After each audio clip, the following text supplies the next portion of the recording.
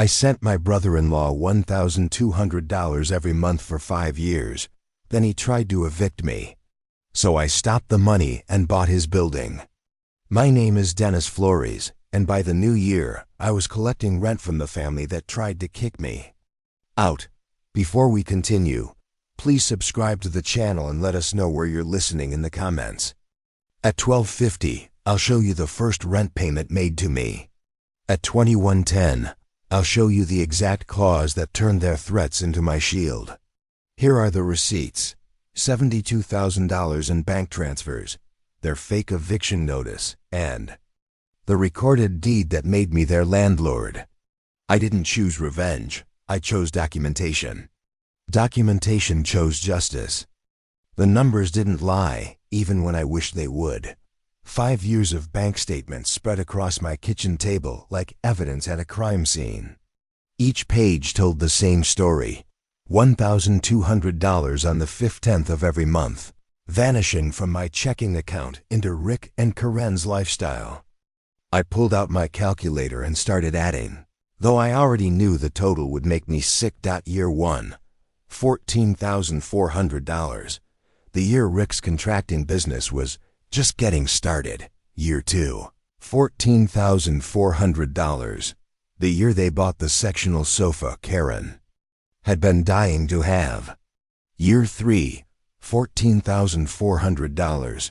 The year they renovated their bathroom because the old one wasn't suitable for entertaining. Year 4, $14,400. The year they took a cruise to celebrate Rick's first profitable quarter. Year 5, $14,400. This year, the year they decided I was a freeloader, $72,000, more money than Maria and I had ever spent on ourselves in any 5-year period. More than our first car, more than our wedding, more than some people's college education. Gone, poured into my brother-in-law's American dream while I ate generic cereal and postponed fixing the leak in my bathroom ceiling. I looked around my own apartment at the evidence of my sacrifice. The dishwasher that had been making that noise for 18 months. The bedroom window that wouldn't close completely, letting in December cold because I couldn't afford the repair estimate. The living room furniture that had been temporary for 3 years because every extra dollar disappeared into Rick's household budget. Meanwhile, Karen's Instagram sparkled with new purchases. The kitchen renovation photos from last spring. Finally got our dream island. So blessed. The vacation selfies from wine country. Living our best life. Rick's truck upgrade in September. Needed something reliable for the business. God provides. God provides. Through my direct deposit, apparently. My phone buzzed against the wooden table. Karen's name on the screen, probably wanting to discuss the family meeting she'd called for tonight. The one where they planned to explain why I wasn't welcome at Christmas dinner because I'd become difficult about money. I let it ring. Instead, I opened my laptop and navigated to my bank's website. Customer service, automated transfers, account management. The menu options that would end 5 years of automatic charity to people who just tried to evict me from my own home. This is Jennifer. How can I help you today? I need to cancel a recurring transfer, I said, my voice steadier than it had been since finding their fake eviction notice taped to my door yesterday. Monthly automatic payment to another account. Certainly, sir. I'll need your account number and verification. I rattled off the numbers, watching her type in the background. Professional, efficient. No questions about why a 45-year-old man was canceling 5 years of family support on a Tuesday afternoon in December. I see the transfer you're referring to. $1,200 monthly to account ending in 4,892. How long has this transfer been active? 60 months, I said, the words tasting like freedom and regret in equal measure. And you want to cancel it effective immediately? I looked around my kitchen at the outdated appliances, the cabinet door that stuck, the counter that needed refinishing. All the home improvements I'd been putting off while subsidizing Karen's Pinterest perfect lifestyle. Effective immediately. I confirmed. Done. The transfer has been canceled. Your December payment will not process. Is there anything else I can help you with today? No, I said, surprised by how good the word sounded. That covers everything. I hung up and sat in the sudden quiet of my apartment.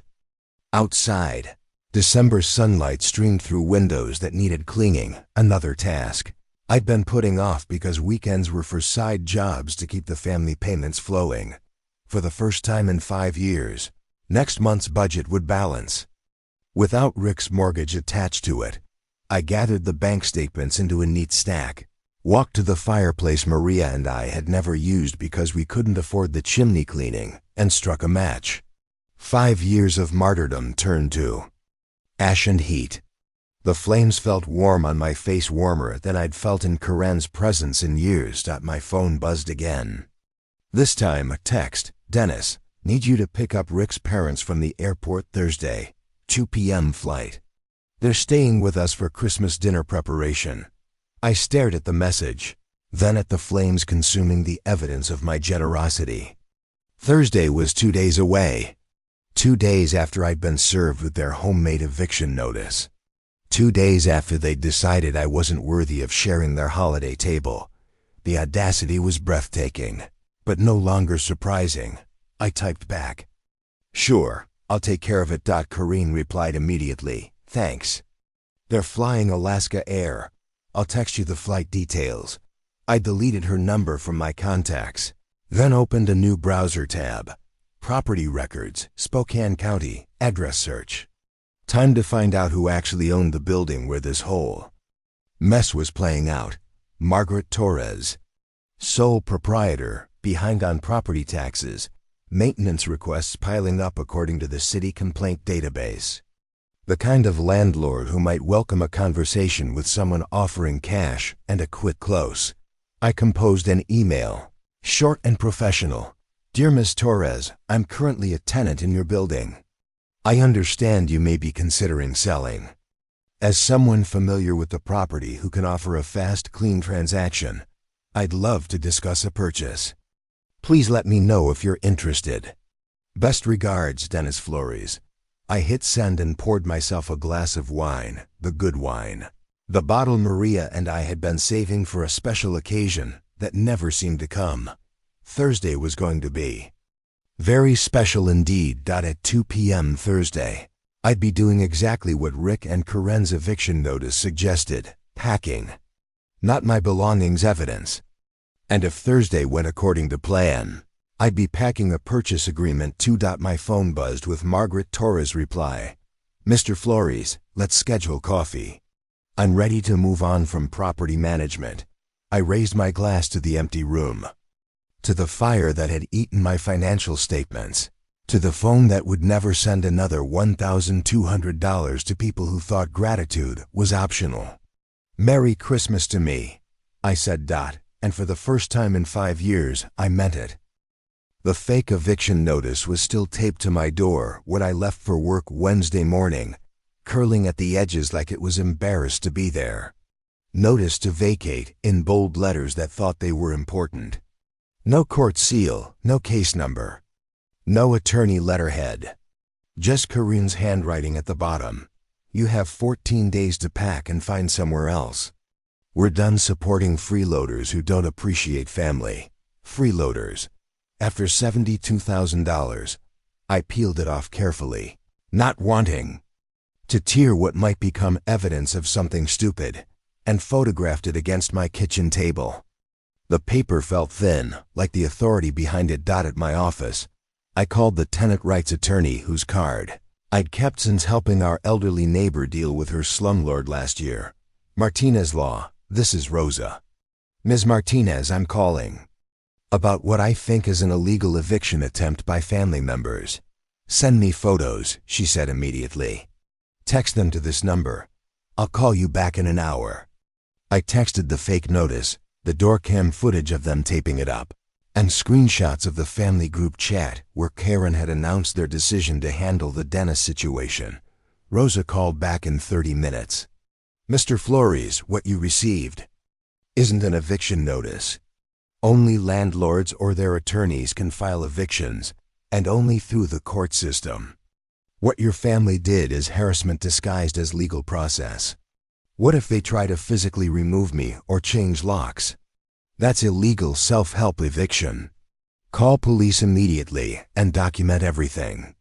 Also, tell your actual landlord what's happening. Good property managers protect tenants from harassment, even family harassment. I forwarded the photos to Tan Chun with a brief explanation. His reply came within minutes. You're current on rent. We don't post notices. If family members are threatening tenants, that's trespassing. Document everything and call if they escalate. That evening, I did something I should have done when Karen first suggested I contribute to Rick's business expenses 5 years ago. I researched the building where this drama was playing out. Margaret Torres, age 67, purchased the property in 1998. Tax payments late twice in the last 5 years. A dozen maintenance requests filed with the city, most marked pending or resolved after delay. 3 tenant complaints about slow repairs. The profile of someone ready to retire. Her email response to my purchase inquiry had been brief but interested. Coffee Thursday morning? I'm tired of being a landlord. Thursday morning arrived gray and determined. Margaret Torres met me at Riverside Coffee, looking like someone who'd been managing rental properties for 25 years and was ready to try something else. You mentioned you're familiar with the building, she said, settling across from me with a large black coffee and a manila folder thick with paperwork. I've been a tenant for 3 years. Pay on time, no complaints, know the other residents. I pulled out my own folder. I also know there's some family drama happening in the building that you probably don't want to manage anymore. She raised an eyebrow. The fake eviction notice Tom Chun mentioned. That's just the beginning. My family has been taking money from me for 5 years while planning my removal. Yesterday, I stopped the payments. Today I'm looking at alternatives. Margaret opened her folder and spread 3 documents on the small table. Current property assessment, repair estimates, profit and loss statements. I'll be honest, Mr. Flores, this building needs work. New roof, electrical updates, some plumbing issues I've been putting off. I'm asking $420,000, but I want out more than I want top dollar. I studied the numbers. The assessment valued the property at $485,000. The repair estimates totaled $45,000. Margaret was pricing the move, not to maximize profit. Why sell now? I'm 67. My daughter lives in Portland. I want to spend my remaining years visiting grandchildren, not dealing with late rent and broken water heaters. She gestured toward my folder. Plus, if there's family conflict happening in my building, I'd rather let someone else manage it. I pulled out my pre-approval letter from the credit union. I can close in 30 days, cash down payment, minimal contingencies. Margaret reviewed the letter, then looked up with something that might have been relief. All existing leases honored? Especially the ones currently 3 months behind, I said. She smiled for the first time since sitting down. I like your style, Mr. Flores. Let's do this. We shook hands across the table.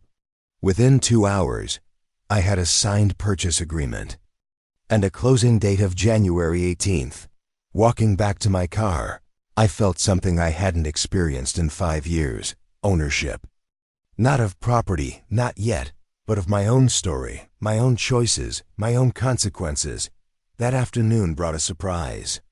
Patricia Morrison from the Tribune called about my response to their airport abandonment article. Mr. Flores, I received your email about additional context. Can we meet Friday to discuss? Absolutely. Bring a recorder. I have documentation. What kind of documentation? I looked at the purchase agreement on my kitchen table, at the fake eviction notice in its clear sleeve, at 5 years of bank statements showing $72,000 in family charity. The kind that explains why someone might not rush to provide free taxi service to people who tried to illegally evict them the day before. Friday's meeting with Patricia was going to be very interesting. I had receipts now, legal standing. And, most importantly, I had a closing date by January 18th. The people who'd tried to remove me from the building would be sending their rent payments to me. Justice, I was learning, had an address. And I was about to own it. Thursday arrived with the kind of December clarity that makes you grateful for warm coffee and clear plans. At exactly 2 p.m. the time Karen had commanded me to collect Rick's parents from Spokane International Airport, I was settling into my favorite chair with Earl Grey and yesterday's crossword puzzle. My phone sat face down on the coffee table. Silenced and ignored like a petition I'd already declined to sign. Karen's text from a Tuesday still glowed in my message history. Need you to pick up Rick's parents. 2 p.m. Alaska air flight. They're staying for Christmas prep. The same Christmas. Dinner I'd been excluded from because my presence would be uncomfortable. For their sophisticated guests. At 2:15, I filled in 7 across. Poetic justice. 11 letters. The answer was retribution. My phone began buzzing against the wooden table like an angry wasp. Karen's name, then Rick's, then a number I didn't recognize, probably the parents. Borrowing someone's phone in baggage claim, wondering where their designated driver had wandered off to. I let them all ring while I made myself a grilled cheese sandwich and heated soup. Comfort food I hadn't allowed myself in months, because grocery money had been tight while subsidizing their wine country lifestyle. By 3:30, my phone had buzzed 19 times. I'd finished the crossword, eaten lunch, and started organizing my junk drawer. Amazing what you could accomplish when you weren't dropping everything to serve people who'd tried to evict you with homemade paperwork. At 4:45, someone started pounding on my door, not knocking, pounding. The kind of aggressive hammering that rattles hinges and announces that diplomacy has left the building along with common sense. Through the peephole, I could see 3 figures crowded on my doorstep like an angry delegation. Karen in her expensive winter coat, Rick behind her with his contractor's hands balled into fists, and an elderly couple who had to be the parents, matching expressions of entitled outrage that suggested the apple hadn't fallen far from any tree. I opened the door to Karen's red face, inches from mine. "What the hell is wrong with you?" she shouted, pushing past me into my living room without invitation. We waited at that airport for over 3 hours. Rick followed her, pointing a finger at my chest but not quite daring to make contact. "Do you know what you put them through? They're in their 70s. The elderly woman, Rick's mother, judging by the shared jawline and imperious posture, stepped forward with the crisp diction of someone accustomed to immediate obedience. "This is completely unacceptable behavior from someone your age," she announced. "Absolutely barbaric." Rick's father nodded grimly, his voice carrying the weight of a man accustomed to boardrooms and deference. "We had to take a $40 taxi because you decided to have some kind of breakdown. I've been in business in this town for 30 years. People know me. This reflects poorly on everyone." I closed the door behind them and turned to face the chorus of accusations, my voice cutting through their rage like a blade through tissue paper. "Get out of my house." They stopped mid-rant, shocked by the steel in my tone. Karen recovered first, her voice climbing toward a pitch that probably violated noise ordinances. "You don't get to make demands here. Not after what you pulled today. You humiliated us. Do you know what that taxi cost? Do you know what people will think?" "This is my home," I said quietly, not moving from my position by the door, "and I want you out, now." Rick's father stepped forward, his face flushing the color of a man who'd built a career on never being told no. "Listen here, son, you have no idea who you're dealing with. I've been in this community longer than you've been breathing its air. I have connections, business connections, social connections, city council connections. You can't treat people like us this way and expect to just walk away. Is that a threat, Mr. Patterson?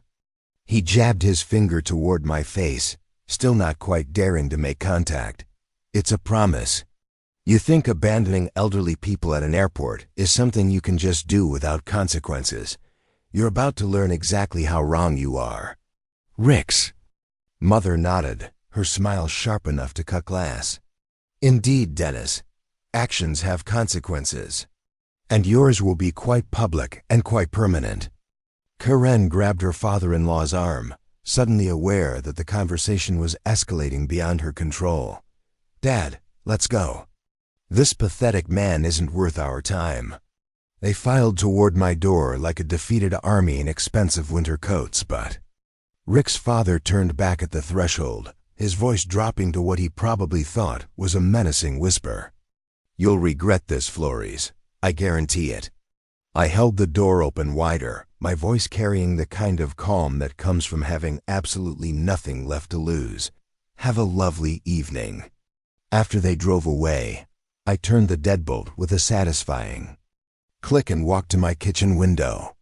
Through the glass, I watched them pile into their rental car, still arguing among themselves as they disappeared into the December darkness. The house felt cleaner with them gone, as if their presence had left a stain that was only now lifting. But their parting words echoed in the sudden quiet. Public consequences, business connections, city council. I pulled out my laptop and began typing Rick Patterson Sr. into search engines. LinkedIn showed 30 years in commercial real estate, board positions at the Chamber of Commerce, connections to half the business establishment in Spokane. A man with enough influence to make someone's life very difficult if he chose to. Smart. Very smart. For the first time since this mess started, I felt a grudging respect for my opponents. They weren't just entitled family members throwing tantrums. They were strategic, calculating, connected.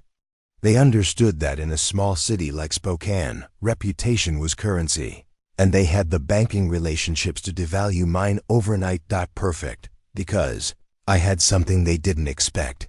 I had documentation, 5 years of bank records, screenshots of their lifestyle posts, doorcam footage of their threats, a purchase agreement for the building where this drama was playing out, and most importantly, I had Margaret Torres' phone number and a closing date that would turn their threats into my rent receipts. My phone buzzed with a text from Patricia. Morrison at the Tribune. Can we move our meeting to Saturday morning?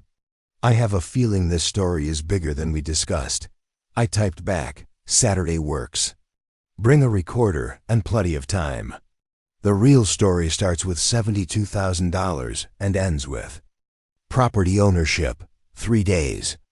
In 3 days, Patricia would learn what happened when you declared war on someone who documented everything. And in 34 days, Rick and Karen would learn what happened when you tried to evict someone who could afford to become your landlord.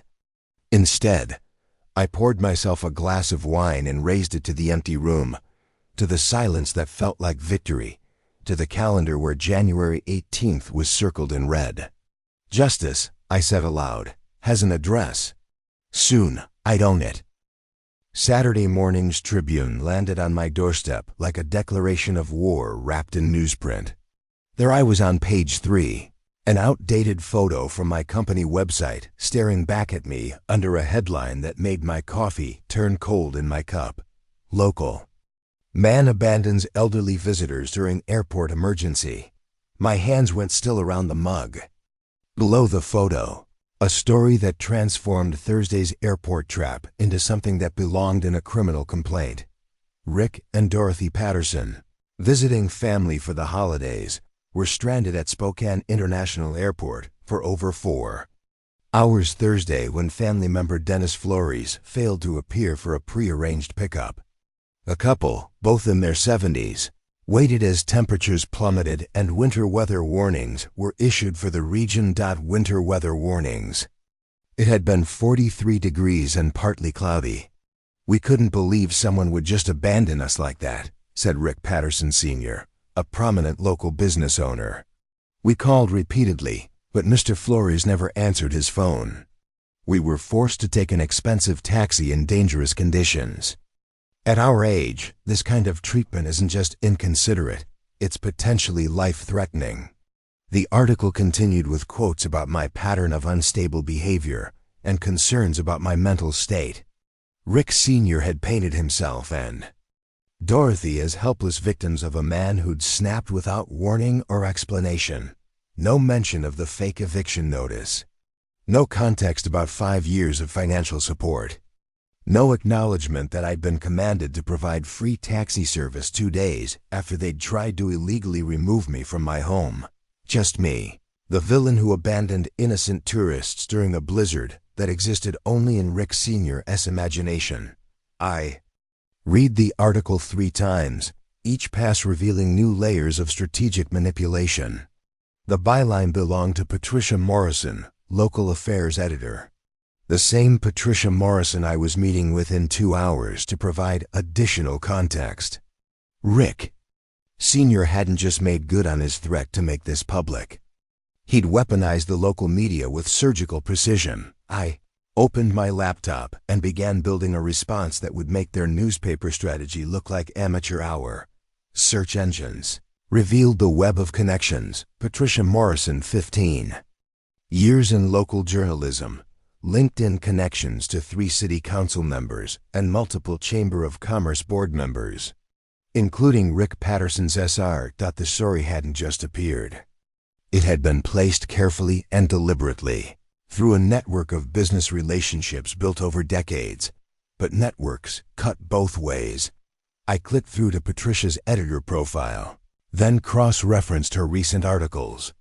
Housing issues, tenant rights, several pieces critical of slumlords who exploited vulnerable renters. A journalist who might be very interested in learning about fake eviction notices and family financial abuse. I opened a new document and began organizing my defense. Timeline of financial support 2019-2024. Monthly transfers, $72,000. Total emergency loans, $8,400. Rick's truck. Karen's medical bills, Christmas 2022. Never repaid temporary loans, $3,200 grand. Total, $83,600. I screenshotted Karen's Instagram posts from the past 2 years, each one a monument to lifestyle inflation funded by my direct deposits. Kitchen renovation photos. Finally got our dream backsplash. So blessed it. Wine country vacation, living our absolute best life. Rick's truck upgrade. Sometimes God provides exactly what you need. All posted during months when I'd covered their utility bills. Next, I pulled up Rick Sr.'s Facebook profile. Public posts about his successful son's contracting business, and photos from Chamber of Commerce events where he'd apparently been networking about his family's real estate investments.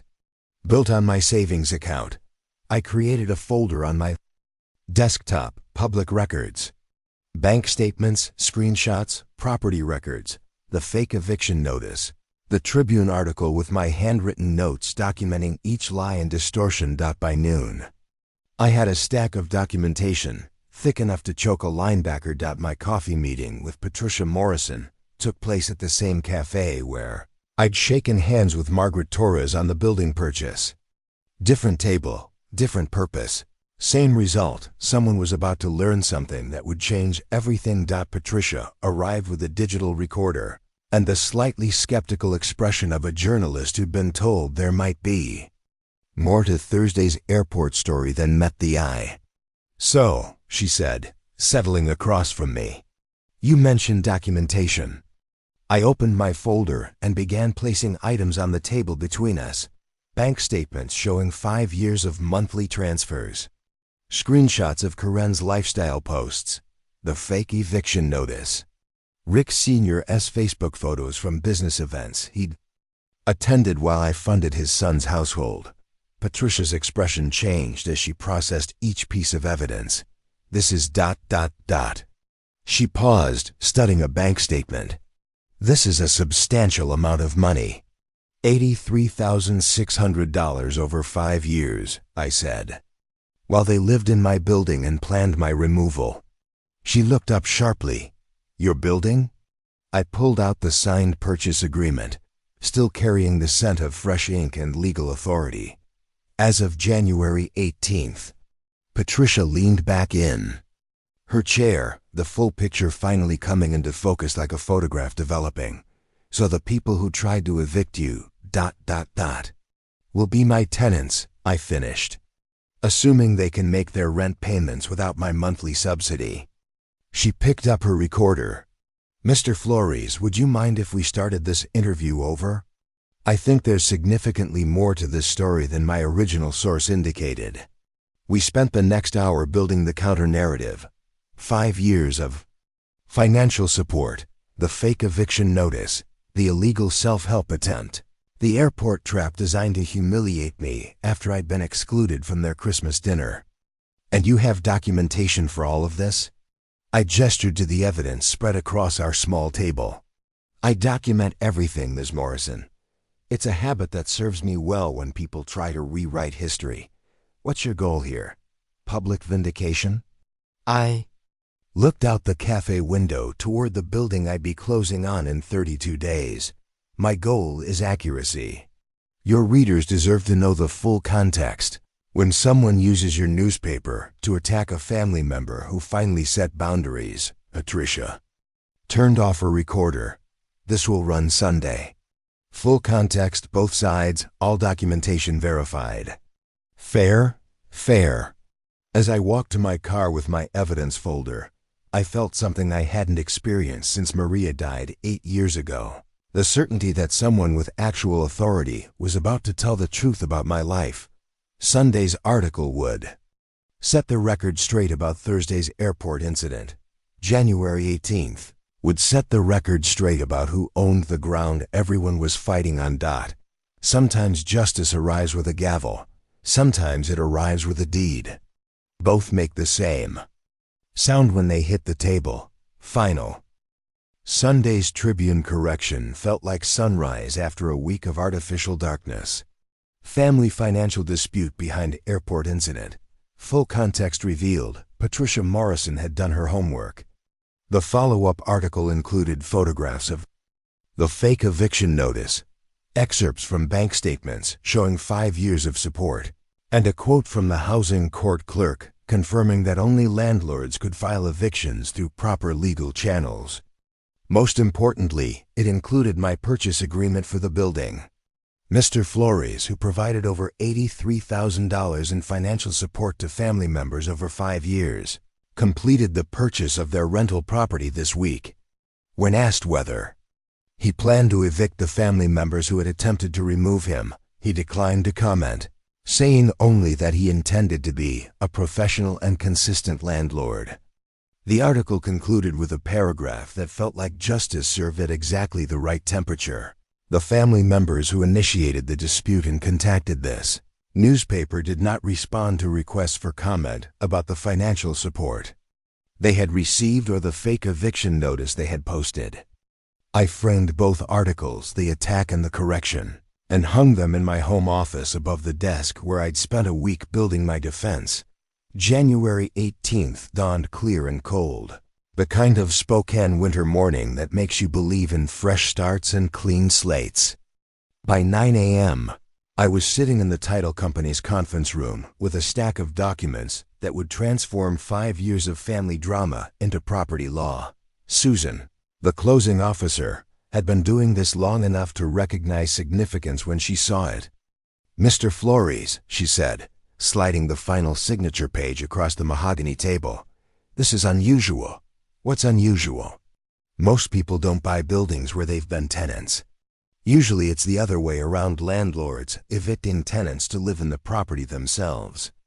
I signed my name with the deliberate satisfaction of someone who'd been working toward this moment without knowing it. Sometimes the best revenge is extreme success. She smiled and checked her computer screen. Well, as of 10:47 a.m., you've been extremely successful. Congratulations, you're officially a property owner.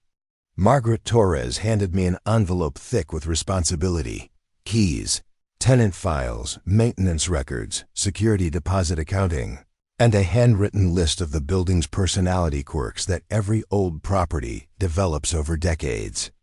It's been a good building, she said, shaking my hand. Take care of it, and it'll take care of you. I drove home to my property with the envelope on my passenger seat and 5 years of family drama officially converted into rental income potential. At 11:30 a.m., I sent identical emails to all tenants. Dear residents, effective immediately, I am your new landlord. All existing lease terms remain unchanged. Rent is now payable to Flores Property Management through the tenant portal I'll be setting up this week. For maintenance requests, please contact me directly. I believe in responsive service and quality repairs. Thank you for your tenancy. Dennis Flores, owner, manager to Rick and Karen. I sent a different message. Dear Rick and Karen, your rent account shows $3,600 in arrears.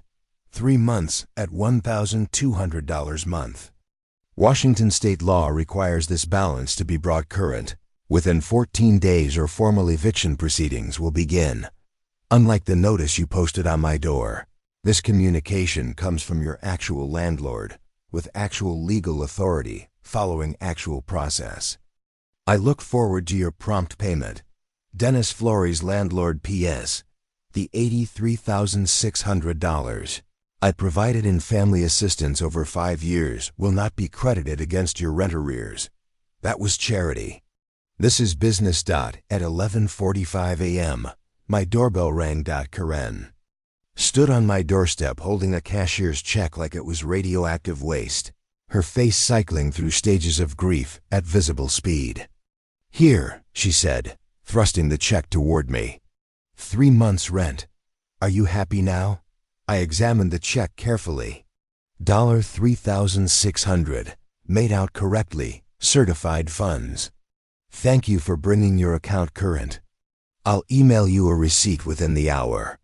This is sick, Dennis. This is revenge. This is business, I said. You're a tenant. I'm a landlord. You pay rent. I maintain the property. It's a very straightforward arrangement.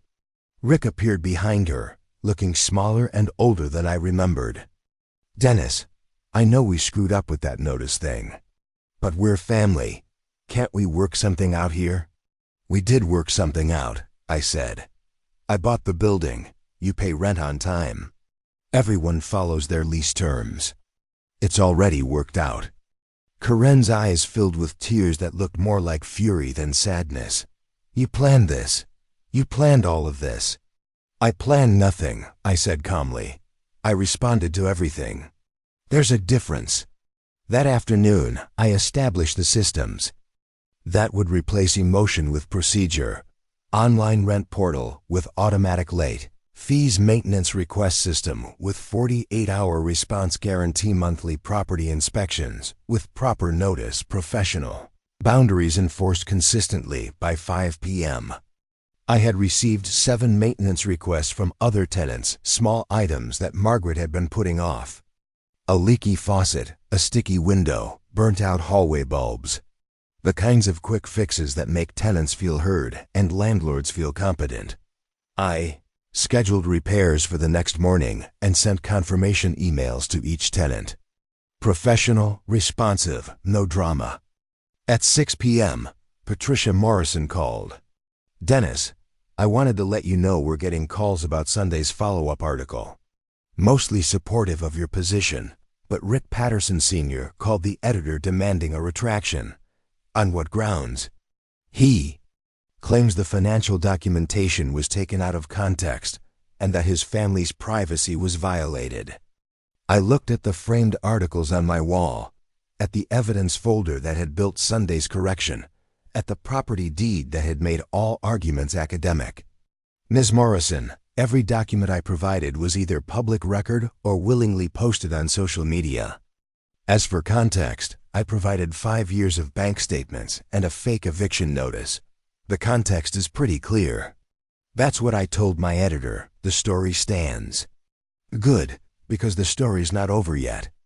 After she hung up, I walked through my building, checking on the day's rental applications, reviewing maintenance schedules, calculating income projections.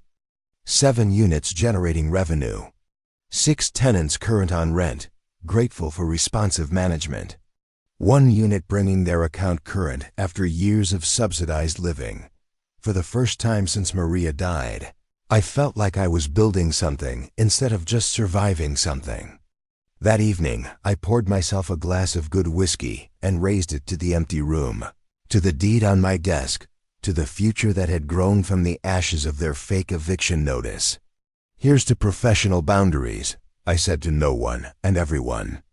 Tomorrow the rent would flow toward me instead of away from me. The maintenance requests would be my responsibility and my authority. The decisions would be mine to make. They'd tried to remove me from the building. Instead, they'd taught me that I could afford to remove the building from them. Sometimes the best revenge isn't getting even. It's getting the deed. February arrived in Spokane like a promise kept, and with it came the first month's rent from people who used to receive my money instead of sending it. The tenant portal. I'd set up processed payments with the kind of digital efficiency that makes modern life bearable.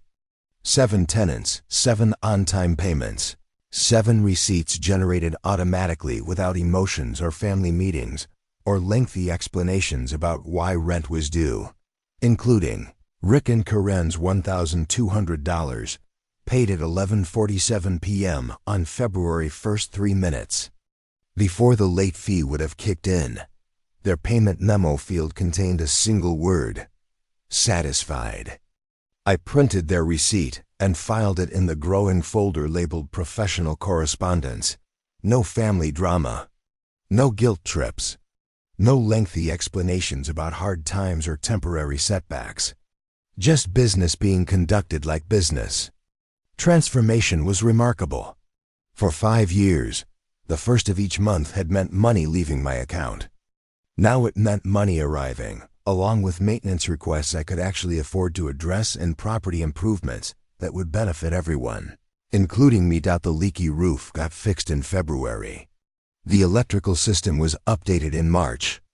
The hallway carpeting was replaced in April, all funded by rental income instead of credit card debt. But the real transformation wasn't in the building's physical condition. It was in the dynamic between people who had never learned to separate. Family from finance. Rick called on a Tuesday evening in March, his voice carrying the weight of someone who'd been practicing what to say. Dennis, I wanted you to know that Karen and I are moving out. End of April. 30 days notice like the lease requires. I opened my laptop to the tenant management software. I'll need that in writing, but I can start showing the unit to prospective tenants. That's it. No questions about why we're leaving. I looked around my apartment and my building at the new furniture I'd been able to afford. The repaired window that now closed properly, the upgraded appliances that rent money had made possible.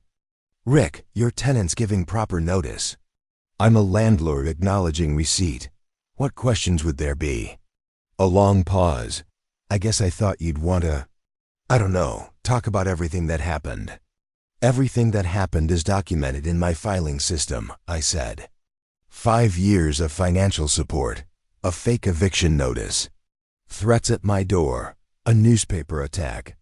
All resolved through proper channels. What's left to talk about? Maybe maybe an apology? I closed the laptop and walked to my kitchen window.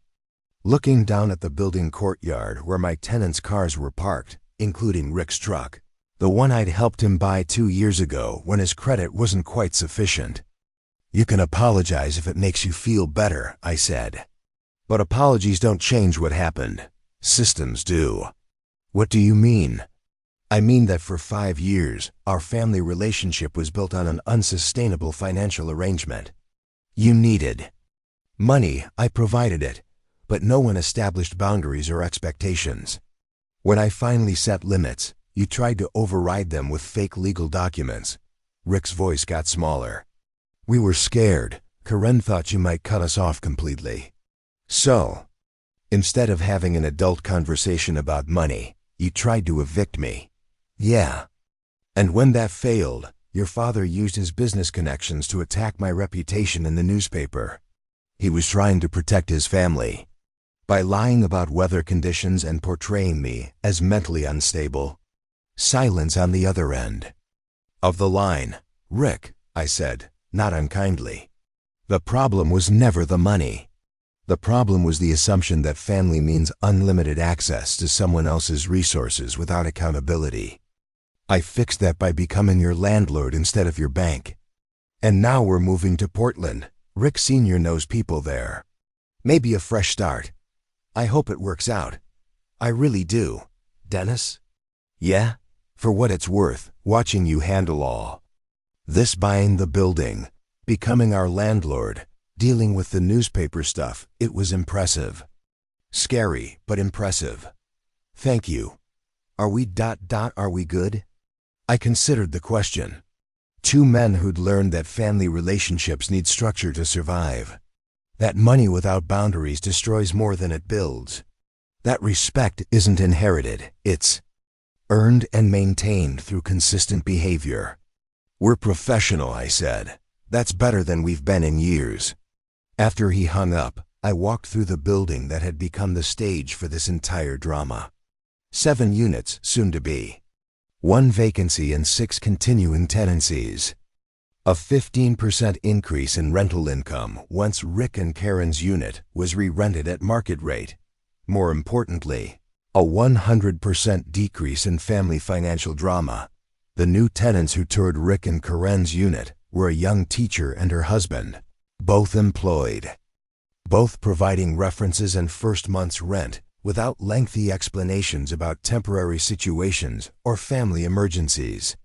We love how responsive you are to maintenance requests, the teacher said, reviewing the tenant reviews I'd started collecting. Our last landlord took months to fix anything. I try to handle requests within 48 hours, I said. Preventive maintenance costs less than emergency repairs. They signed a lease that afternoon with a move-in date of May 1st, market rate rent. Security deposit properly accounted for, all communications professional and documented. No family meetings. No guilt trips. No lengthy explanations about anyone's financial situation. Just business conducted like business. That evening, I received an email from Patricia Morrison at the Tribune. Dennis wanted to let you know we got a letter to the editor from someone praising your response to the airport incident situation. Apparently several people recognized the pattern described in your story and felt it was important to support setting financial boundaries with family. Thought you'd like to know your story resonated beyond just correcting the record. Best, Patricia. I printed the email and filed it behind the framed newspaper articles. Evidence that sometimes telling the truth creates space for other people to tell theirs. April 30th arrived with moving trucks and final walkthroughs. Rick and Karen's unit was left clean and undamaged, their security deposit returned in full. Because professionalism cuts both ways. Good luck in Portland, I said, handing Karen the deposit check. She looked around the empty apartment one last time. We learned a lot from this whole mess. Good. Learning is expensive, but ignorance costs more. They drove away on a Tuesday morning, and by Tuesday afternoon, I was reviewing rental applications for their former unit. 7 units, 7 rental streams, 0 family financial drama. The building was finally operating the way it was designed to, as a business, not a therapy session. June brought the kind of Spokane summer that makes you forget winter exists. And with it came something I hadn't experienced in 8 years. A growing bank account that belonged entirely to me. 3 months of rental income without any money flowing out to subsidize someone else's lifestyle. 3 months of maintenance requests handled professionally without emotional manipulation. 3 months of boundaries maintained through systems instead of arguments. The difference was remarkable.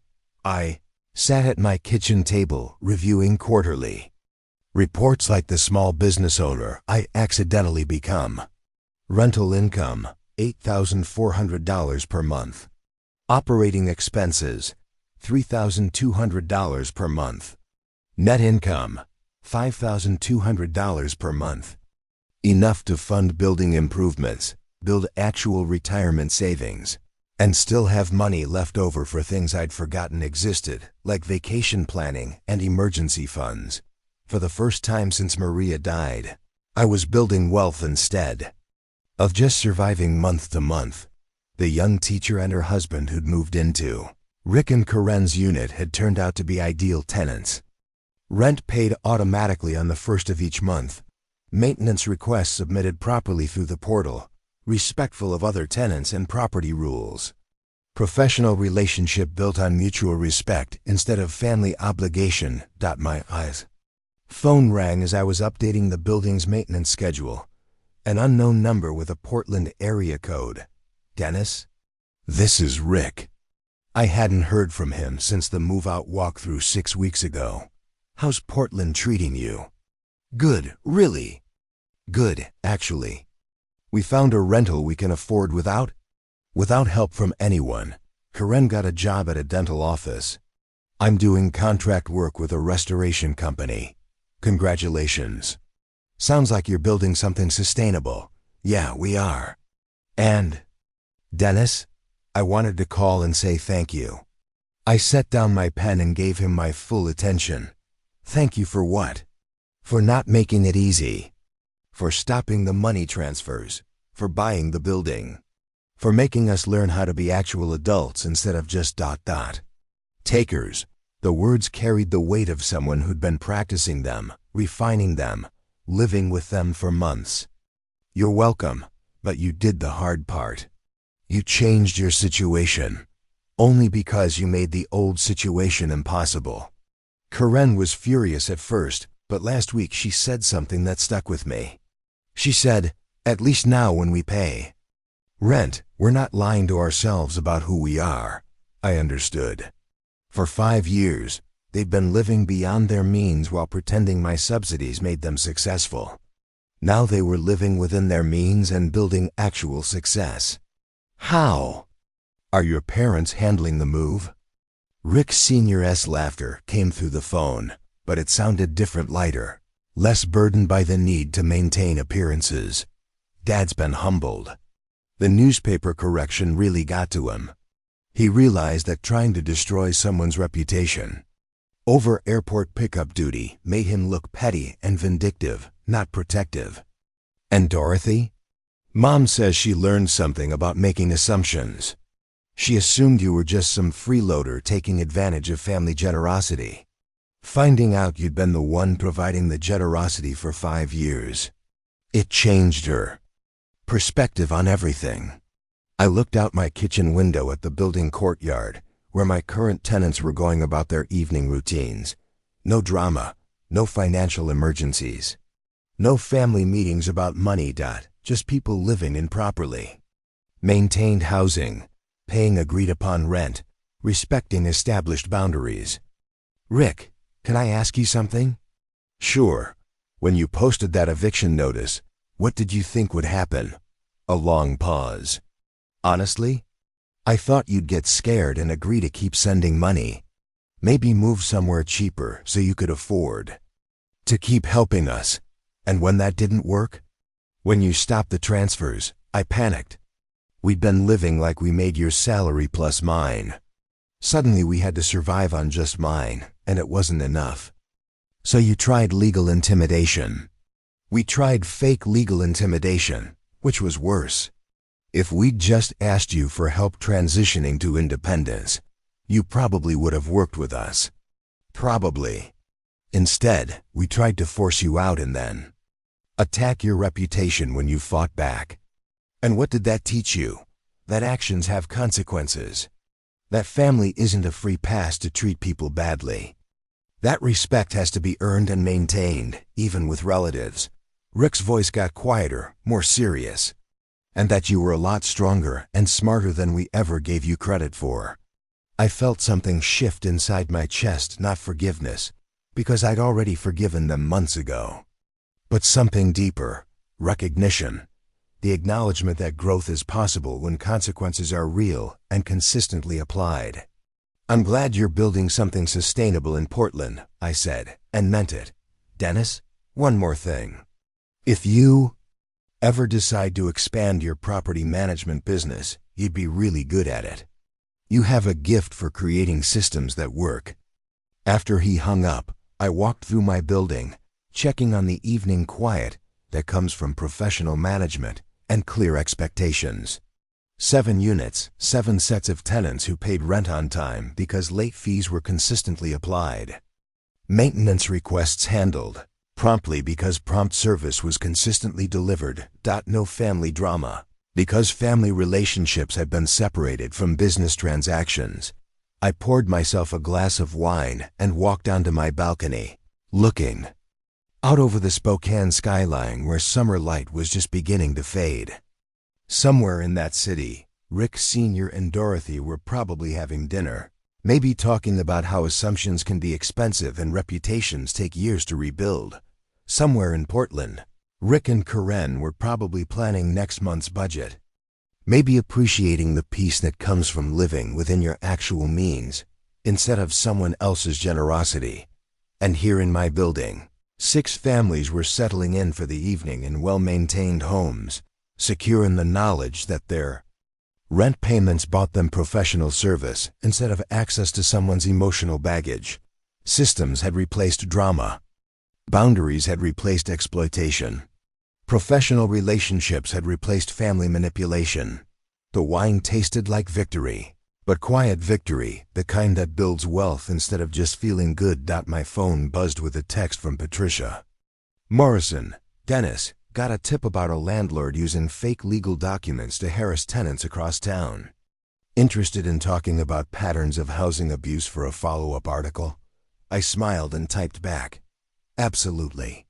I have some ideas about systems that protect both tenants and landlords. Some stories end with dramatic confrontations. Others end with sustainable systems and growing bank accounts." I preferred the bank account. The next morning, I deposited July's rent payments and opened a new savings account labeled Property Acquisition Fund. Building 2 was going to need a good landlord soon.